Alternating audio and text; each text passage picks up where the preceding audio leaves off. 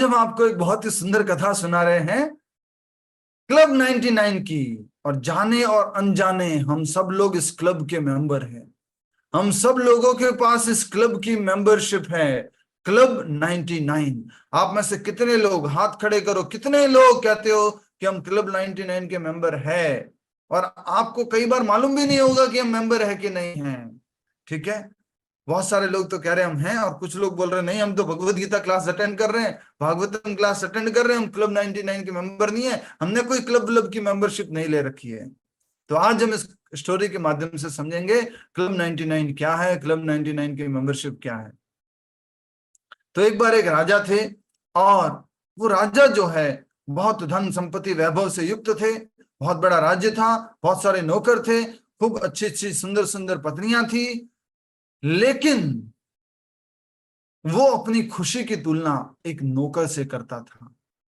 एक नौकर उसके राज्य में सुबह सुबह काम पे आता था और गाना गाता हुआ, भजन गाता हुआ, राम आएंगे आएंगे राम आएंगे, ऐसे करके गाना गाता हुआ, भजन गाता हुआ वो सफाई करता था महल की। और बहुत खुश दिखता था, प्रसन्न दिखता था। रघुपति राघव राजा राम पतित पावन, सब सफाई कर रहा है, काम कर रहा है एकदम आनंद के साथ में। कोई टेंशन नहीं कि मैं इतना काम करना, ये करना, वो करना, कुछ भी नहीं। राजा इतना सब कुछ होने के बाद वो उसका नौकर है, और उसको देख करके राजा क्या होता था? ईर्ष्या करता था। अरे ये इतना खुश क्यों रहता है, इसको सैलरी भी मैं देता हूं, इसको भोजन भी मैं देता हूं, इसका परिवार पूरा मेरे ऊपर निर्भर है, लेकिन फिर भी ये इतना खुश क्यों है, इतना प्रसन्न क्यों है? राजा उसका सुख देख करके, उसकी खुशी देख करके दुखी होता था। पर उत्कर्ष असहनम, दूसरे की खुशी को देख करके दुखी हो रहा है। दूसरा दूसरा और कौन? कोई राजा नहीं पड़ोसी देश का, उसका नौकर। सोचो, उसको देख करके ये राजा दुखी रहता था। एक बार राजा जो है मंत्री के पास जाता है। हाँ? मंत्री एक बात बताओ, ये नौकर इतना खुश कैसे रहता है? मैं आजकल इस नौकर को देख देख के दुखी रहने लग गया हूं। क्या कारण है कि नौकर इतना खुश रहता है, गाना गाता रहता है, काम करता रहता है बढ़िया से? इतना सुख कैसे है उसके पास? बहुत गरीब है ये, फिर भी इतना खुश कैसे रहता है? तो मंत्री ने कहा, राजा जी आप बुरा नहीं मानो तो मैं आपको कुछ प्रयोग करके बताऊं, मैं इसको प्रयोग करके सिद्ध करके बताऊं कि व्यक्ति कैसे सुखी और दुखी होता है। आप कहो तो मैं उसको भी दुखी कर दूं? तो राजा बोलता है कि मुझे बस बताओ कि वो इतना सुखी क्यों है और मैं इतना दुखी क्यों हूं, मेरा ये कारण बताओ। तो इनडायरेक्टली, थोड़ा सा प्रेम से उस मंत्री ने बोल दिया, राजा आपने जो है क्लब 99 ज्वाइन कर रखा है, उसने अभी नहीं किया है। तो राजा को समझ में नहीं आया क्लब 99 क्या है। मैंने भी आप सभी को बोला अभी कि हम सब ने क्लब 99 ज्वाइन कर रखा है, लेकिन मालूम नहीं, मैंने तो कोई मेंबरशिप नहीं ली, मेरे पास तो कोई मेंबरशिप कार्ड नहीं है, ये कैसे संभव है? तो मंत्री ने बोला, राजा मैं इसको प्रयोग करके सिद्ध करता हूं, आप मुझे जो है 99 सोने के सिक्के दे दीजिए।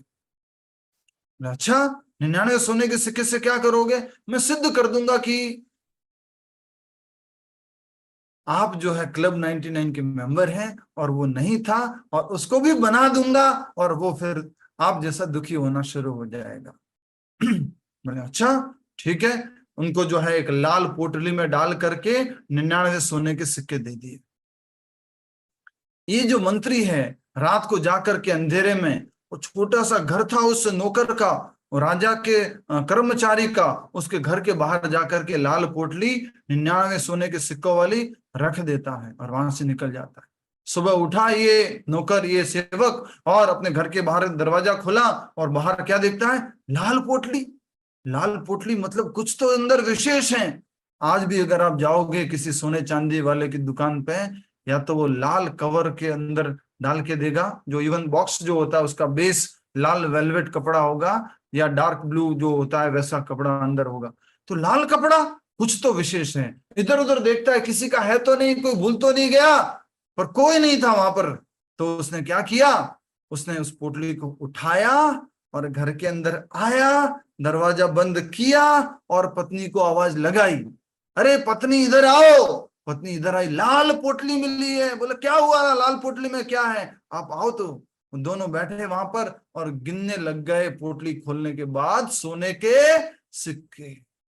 जैसी पोटली देखी खोल करके तो उसमें क्या थे, 99 सोने के सिक्के थे, पर काउंट नहीं किए थे। तो क्या करे, कितने हैं मालूम करते हैं। तो उन्होंने क्या किया, उठाना शुरू कर दिया, एक तरफ से दूसरी तरफ से। अरे थोड़ा भाग्यवान, एक प्लेट लेके आओ। ऊपर अच्छी थाली लेके आए और एक से यहां से पोटली में से निकाला, लाल पोटली में से एक सोने का सिक्का। 1 2 3 4 5 6 7 8 21 31 41 51 61 71 81 91 92 93 94 95। गिनते जा रहे हैं और चेहरे पे खुशी बढ़ती जा रही है।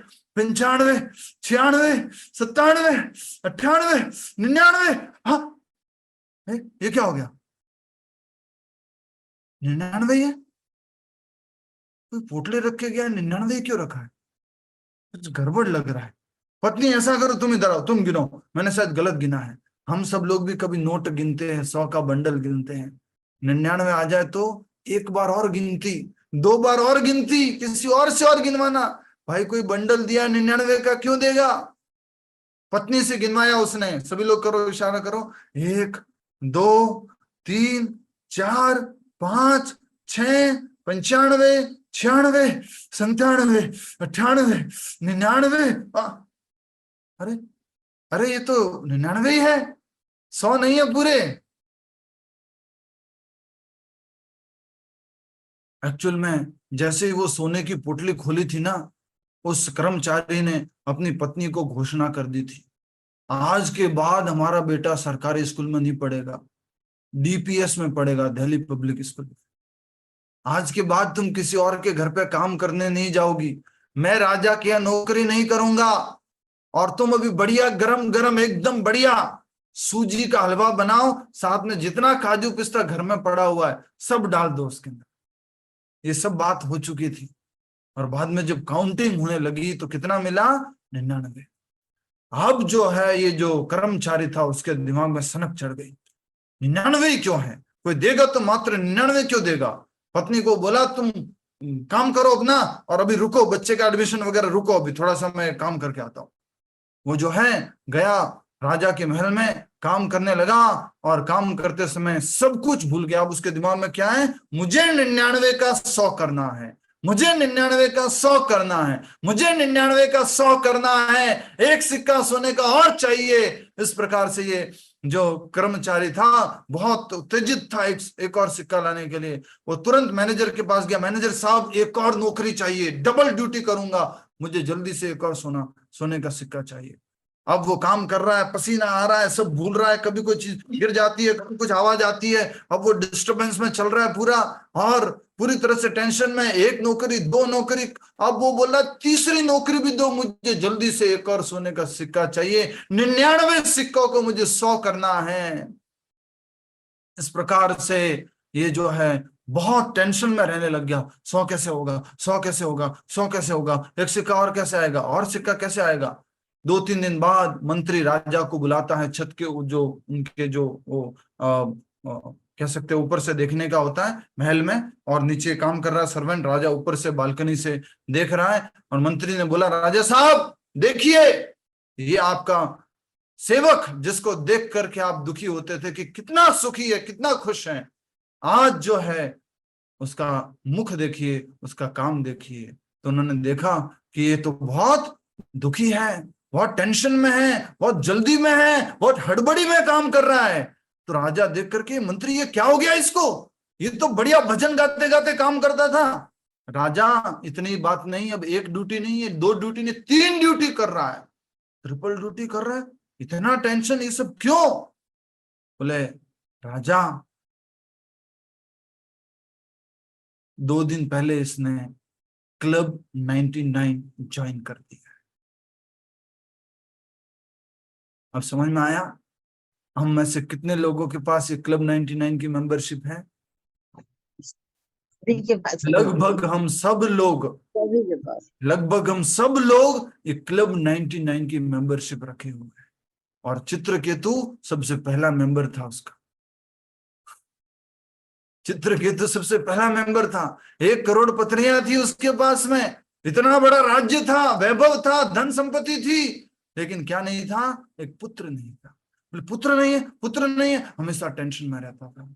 वैसे ही हम सब लोग 99 को किस चक्कर में फंसे हुए हैं? 100 करने के चक्कर में फंसे हुए हैं। और आज तक इतने समय से कोशिश कर रहे हैं, ये 99 का 100वां चक्कर अभी तक पूरा नहीं हुआ है। बड़े बड़े लोगों ने कोशिश की है। अंबानी जी भी 99 के चक्कर में ही चल रहे होंगे, अनुमान लगा रहा हूं कहने के लिए, तभी तो वो इतना मेहनत कर रहे हैं कि उसको क्या कर दूं मैं? 100 कर दूं। आज तक किसी का 100 हुआ नहीं है। राजा ने क्लब मेंबरशिप ले रखी थी, 99 क्लब की मेंबरशिप, और हम सब लोग भी बाय बर्थ क्लब 99 के मेंबर हैं। मैं जोक में, मजाक में सभी लोगों से कथा में निवेदन करता हूं कि कृपया करके ये क्लब 99 की मेंबर को छोड़ दो, मेंबरशिप को छोड़ दो, और इस्कॉन की, हरे कृष्णा की, भगवत गीता की, भागवत की मेंबरशिप ले लो, और हमेशा सुखी रहोगे, संतुष्ट रहोगे, कभी भी टेंशन में नहीं रहोगे, उस सेवक के जैसे काम करोगे। राम आएंगे आएंगे राम आएंगे, मेरी झोपड़ी के आपने सारे आपने भाग खुल जाएंगे, राम आएंगे। इस प्रकार से हम सब लोग जो ये क्लब 99 के मेंबर बने हुए हैं, हम सब लोग जो जानते हैं साधारण भाषा में जिसको कहते हैं 99 का फेरा, 99 का फेरा, 99 का चक्कर, हम सब लोग 99 को 100 करने में लगे हुए हैं। गुड़गांव में रहने वाला एक व्यक्ति जो पहले किसी साधारण ओकवुड अपार्टमेंट में रहता था डीएलएफ फेज 2 में, फिर वो सोचा कि मैं डीएलएफ फेज 4 में जाऊं, फेज 5 में जाऊं, वहां पर मैं पिनेकल में रुकूंगा। पिनेकल में उसने अपार्टमेंट लिया। अब लगता है नहीं नहीं कुछ और कमी रह गई है, नेक्स्ट में जो है बेस्ट अपार्टमेंट मैग्नोलिया ले लेता हूं। मैग्नोलिया में उसने अपना घर ले लिया, धन संपत्ति पैसा इकट्ठा करके।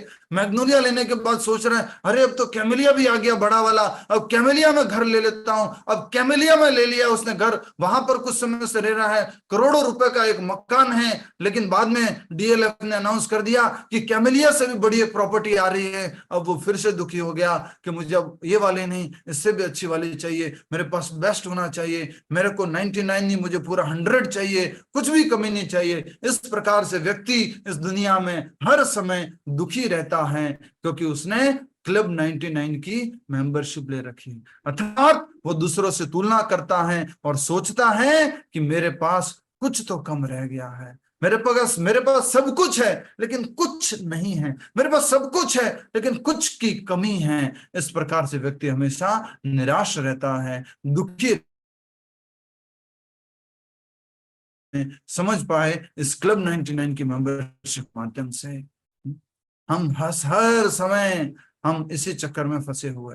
मैं आप सभी से फिर से प्रेम से मुस्कुराते हुए, जितने भी कथा में लोग हैं और बाद में भी इस कथा को वीडियो के माध्यम से, ऑडियो के माध्यम से लोग सुनेंगे, उन सब से आग्रह है, निवेदन है कि क्लब 99 की मेंबरशिप जो हमने बचपन से ले रखी है, चलो ले रखी है कोई बात नहीं, आ गई चलो, इच्छाएं है ठीक बात है, लेकिन रिक्वेस्ट है कि आप भगवत गीता की मेंबरशिप अर्थात क्लास में पार्टिसिपेट करो, भागवत की मेंबरशिप लो, और मेंबरशिप पैसे की मेंबरशिप जो हरे कृष्णा मूवमेंट में जो इस्कॉन में जो मेंबरशिप देते हैं वो मेंबरशिप लो, जिससे कि आपके घर में भगवान का प्रसाद आ सके, आपके घर में प्रभुपाद जी की बुक्स आ सके, आप धाम में आसानी से गेस्ट हाउस वगैरह में आप रुक सके, आप भगवान के दर्शन वगैरह में आप आसानी से दर्शन कर पाए। आपको अगर मेंबरशिप लेनी है, मेंबर बनना ही है, तो हरे कृष्ण क्लब का बनो, हरे कृष्ण की सदस्यता लो, जो प्रभुपाद जी ने बहुत पहले ही 1967 या 1969 में शुरू कर दी थी भारत के अंदर सदस्यता। ये बहुत ही विशेष है। आप सब लोग 99 क्लब के मेंबर अब धीरे धीरे नहीं रहे, क्योंकि आप क्या सुनते हैं? भगवत गीता और भागवतम। आप हरे कृष्ण क्लब के मेंबर हैं, अब आप इस्कॉन के मेंबर हैं, अब आप भक्ति के मेंबर हैं। हरे कृष्णा, हरि बोल, शिला प्रभुपाद की जय। आप शिला प्रभुपाद जी के इस्कॉन क्लब के मेंबर हैं। अगर नहीं है किसी भी कारणवश, बन जाइए, जैसे तैसे बनना चाहते हैं, वॉलंटियर रूपी जुड़, वॉलंटियर के रूप में बन के मेंबर बन सकते हैं, दान दे करके मेंबर बन सकते हैं, भगवत गीता भागवत आदि में भाग लेकर मेंबर बन सकते हैं, एक शिष्य बन करके आप मेंबर बन सकते हैं। इतने सारे तरीके हैं, आप सब किसी न किसी माध्यम से बन जाइए, ये हमारा आप सभी से निवेदन है। क्लब 99 नहीं, क्लब हरे कृष्णा, इसको ज्वाइन कर लीजिए। हरे कृष्णा। श्रील प्रभुपाद की जय। हरे कृष्णा।